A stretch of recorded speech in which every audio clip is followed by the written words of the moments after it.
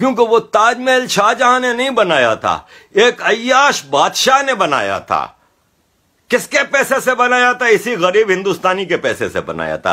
किसने बनाया था? यही गरीब हिंदुस्तानी लाखों मजदूर थे जो 20 साल तक वो इसके अय्याशी की तामीर करते रहे। इसका मतलब ये कहीं नहीं है कि मैं अपना इस्लाम छोड़ रहा हूं, नहीं, मैं मुसलमान हूं और मैं मुसलमान हूं, लेकिन मैं सबसे ऊपर हिंदुस्तानी हूं और एक इंसान हूं। मैं इंसानियत पे बिलीव करता हूं।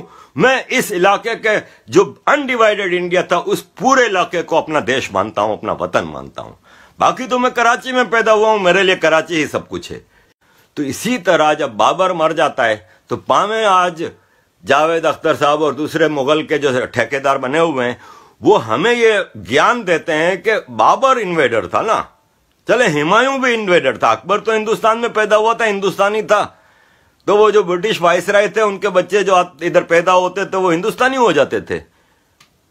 आप बाबर के, अकबर के, औरंगजेब के डीएनए नहीं चेंज करें भाई, वो नहीं थे हिंदुस्तानी, वो इन्वेडर थे। Treat them as an invader अपनी हिस्ट्री बुक्स में।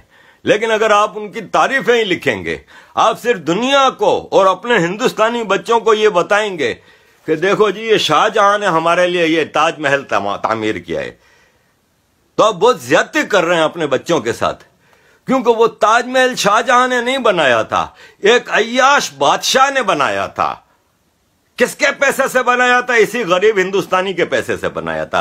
किसने बनाया था? यही गरीब हिंदुस्तानी लाखों मजदूर थे जो 20 साल तक वो इसके अय्याशी की तामीर करते रहे। और फिर हमें सिखाया जाता है कि इस पे फख्र करो। अरे क्या फख्र करें? 20 साल हजारों खानदान उस इमारत को तामीर करने में खप गए हिंदुस्तान के, और तारीफ करो कि शाहजहां ने बनाया है। ये आपकी हिस्ट्री बुक्स आपको सिखाती हैं। आपकी हिस्ट्री बुक्स आपको यह सिखाती हैं कि टीपू सुल्तान ने वतन के लिए कुर्बानी दी है। टीपू सुल्तान ने अपने सल्तनत के लिए कुर्बानी दी है, जो कि वो वहां पे हिंदुस्तानियों को गुलाम बना के हुकूमत कर रहा था। मैं टीपू सुल्तान को कैसे सही मान लूं जिसने एक इंडिजिनियस हिंदुस्तानी फोर्स, मराठा फोर्स से जंग करने के लिए अफगान बादशाह को कहता है कि आके हमला करो। फ्रेंचों से कहता है कि मुझे बंदूकें दो, मैं मराठाओं से लड़ना है, मराठे गुंडों से लड़ना है। अबे वो हिंदुस्तानी है असल तो। तुम हिंदुस्तानियों से लड़ने के लिए टीपू सुल्तान कुर्बानी देता है, तो हमारी किताबें कहती हैं कि उसने हिंदुस्तान के लिए कुर्बानी दी। हमारी किताब राणा प्रताप सिंह को कभी ग्लोरीफाई नहीं करेगी, किसी को नहीं करेगी। अशोक से लेके आ जाएं आप, चंद्रगुप्त मौर्य से आ जाएं आप, हल्का फुल्का जिक्र आ जाएगा। ग्लोरीफाई कौन हो रहे हैं? अकबर, औरंगजेब। अरे जितना हिंदू मुसलमान हुआ है औरंगजेब के जमाने में, फोर्स्ड कन्वर्जन शायद ही हिस्ट्री में किसी के दौर में हुआ हो, लेकिन औरंगजेब को ग्लोरीफाई किया जाता है। भगवान बनाया हुआ है कि उनके बारे में आपने ब्लास्फेमी कर दी तो गलत है। और ये थे कौन? ये थे कौन? इनका एक एक अमीर बादशाह था अपने अपने इलाके का।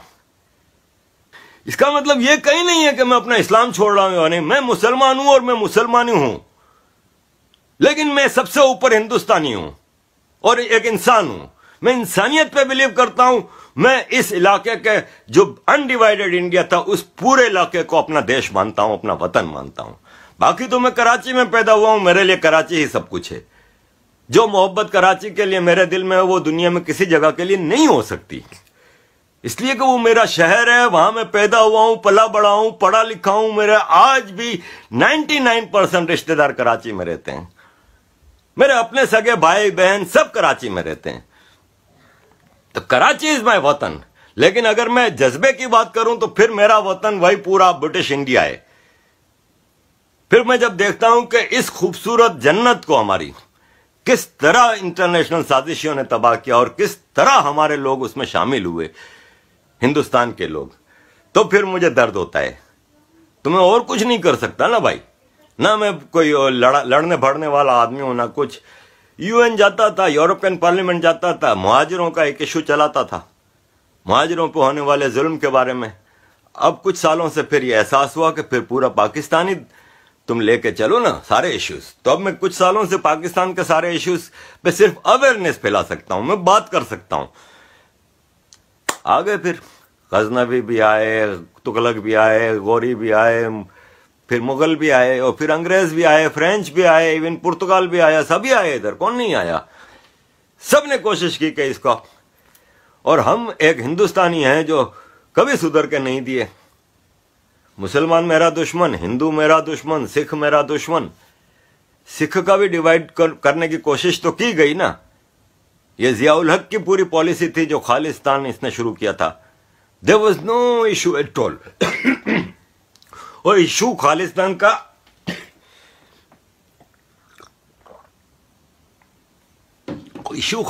का आज भी नहीं है, क्योंकि राइट्स मूवमेंट हमेशा ग्राउंड पे कोई वजह होती है कि भाई इस कम्युनिटी के साथ डिस्क्रिमिनेशन हो रहा है, इसको जॉब्स नहीं मिल रहे हैं, इसके ऊपर मिलिट्री ऑपरेशन हो रहा है, इसके बंदे गायब हो रहे हैं, तो जाके रेजिस्टेंस शुरू होती है कि हमारे राइट्स दो।